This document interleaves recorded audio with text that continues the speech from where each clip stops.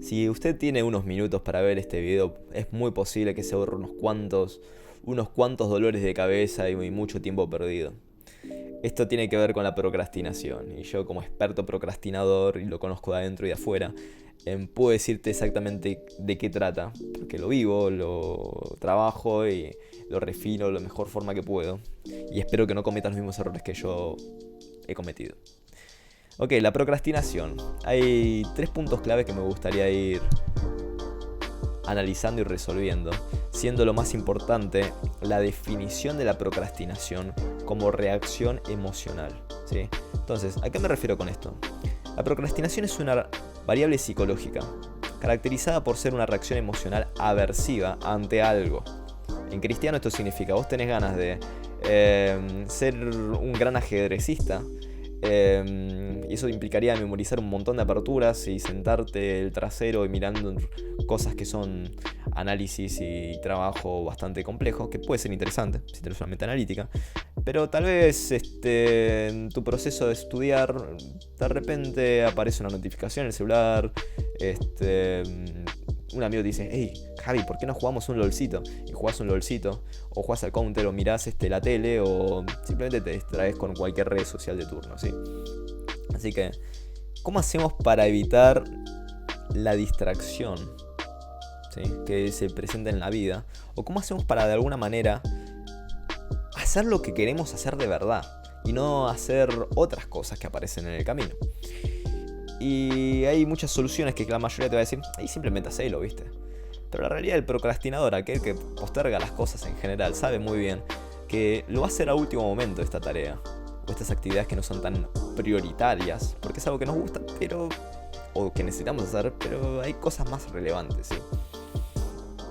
Y acá estamos con un gran problema, porque si uno no lo soluciona de raíz, es probable que aparezca en todo lado, en todo lugar. Y la solución en realidad es una solución no conductual, no es tipo hacer las cosas, sino más bien es revisar tus emociones, ¿sí? Porque es una reacción emocional, hay que trabajar la gestión de las emociones. Esto ya está comprobado, es algo muy estudiado. La procrastinación se resuelve siendo más consciente de tus emociones. A mayor grado de conciencia, mejor identificás qué te anda pasando. Mejor identificás la ansiedad que te agarra de, ay, quiero hacerlo, pero video de gatito, y metes video de gatito, ¿sí?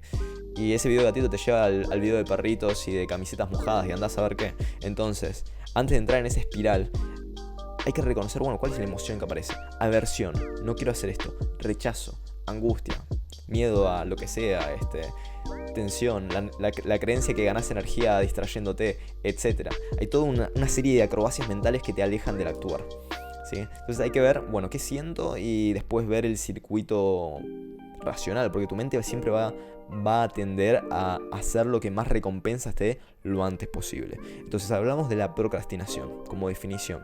Y ahora sabemos lo que es las recompensas, ¿sí?, con respecto a las distracciones que aparecen. Si aparecen distracciones, eso te va a recompensar, ¿sí?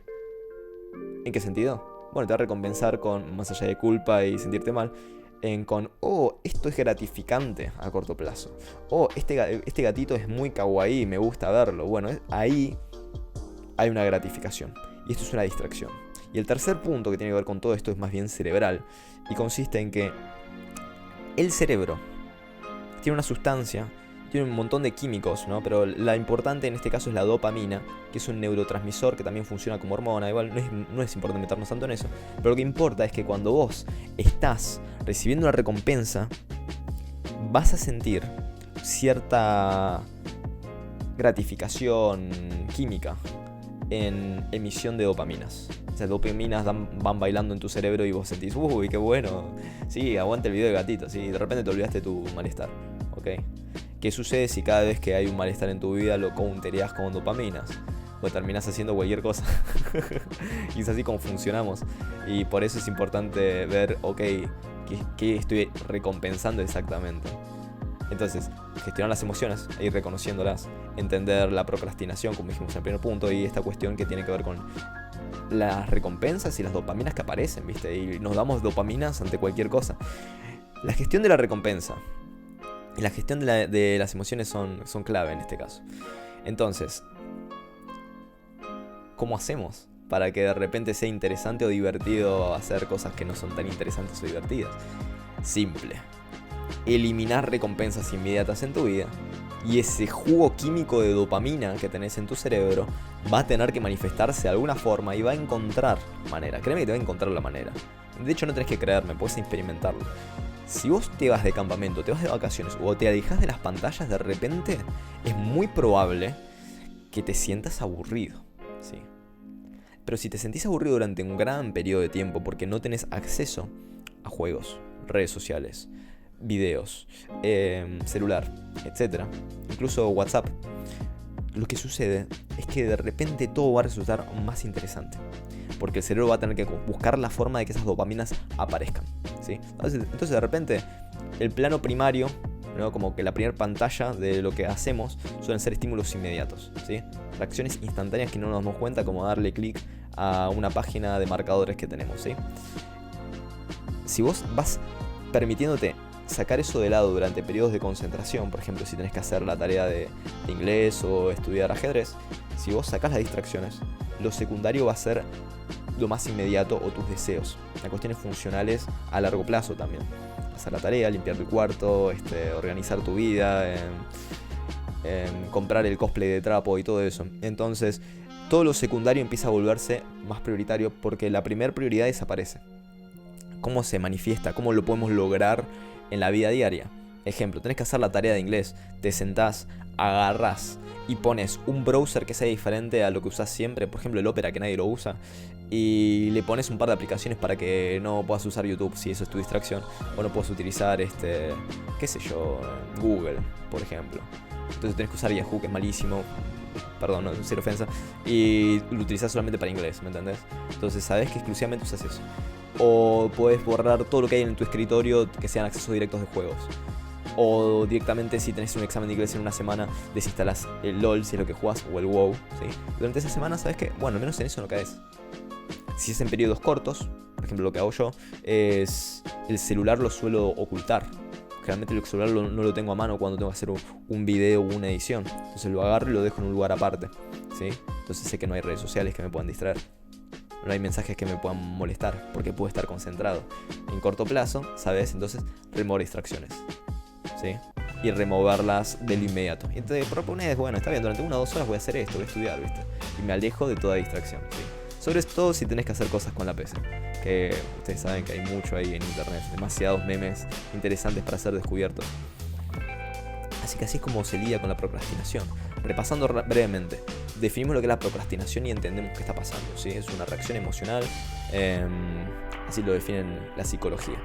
Después, el tema de las distracciones. Como las distracciones de alguna manera son como la propuesta inmediata ante hacer y no hacer. Hacer lo que nos cuesta resulta algo más lejano porque de repente hay algo más jugoso enfrente nuestro, que de hecho tiene más recompensas inmediatas. Y en tercer lugar, entender justamente el proceso que va más allá de lo psicológico, que es el aspecto cerebral, ¿no? De cómo mientras más estimulados estamos y mientras más horas le dedicamos a un juego, de repente todo está comparado con esa sensación de hiperestímulo. Te volvés insensible a ese estímulo y por lo tanto necesitas más de ese juego o más intensidad, ¿sí? De lo que sea eso, y todo lo demás se va a opacar, se va a eclipsar. Entonces va a resultar menos interesante estudiar, va a ser menos interesante salir afuera, va a ser menos interesante conocer gente, ¿sí? Entonces lo que queremos es hacer un balance de recompensa. Esto se logra, entonces a estos 3 puntos se soluciona logrando encontrar un medio de abstinencia. Abstinencia en el corto plazo, cuando querés dedicarte focalizadamente como un láser a algo. Barra a largo plazo, ¿sí? Donde puedas hacerlo, yo recomiendo personalmente, es muy difícil, pero hacer ayunos dopaminérgicos. Esto implicaría tal vez un día entero, o 2 o 3, o toda tu vida, si sos un maldito monje y tenés la voluntad, pero realmente no sería malo. Hacer la experiencia de estar un día entero sin ningún tipo de pantallas.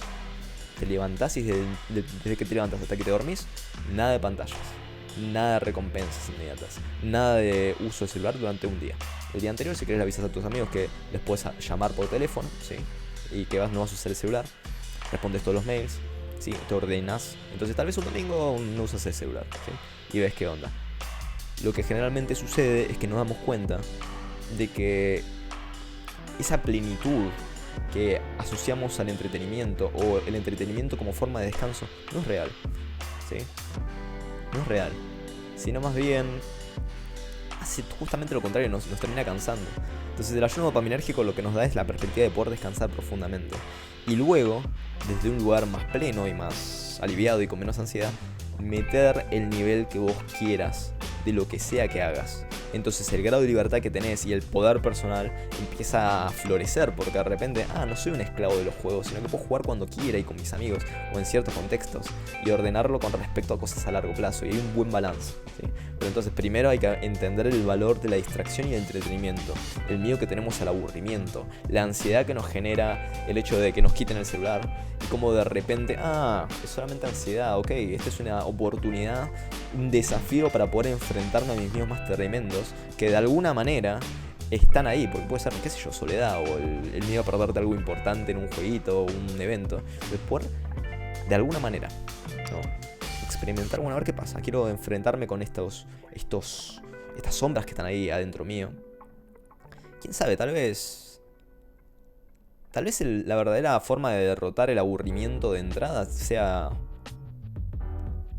ir hacia adentro y ver realmente cuál es el rol de las distracciones en vez de hacerse cargo del aburrimiento y trascenderlo. Imagínate una vida donde no tengas que invertir tantos recursos en lidiar con la ansiedad, el entretenimiento, el aburrimiento y todo eso. Quizás puedas optar desde un lugar donde no seas un esclavo de vos mismo, donde al menos esos impulsos no dominen tu vida, sino que están tal vez, pero podés manejarlos de otro lado, de un lugar más blando, de un lugar donde tu decisión importa, ¿sí?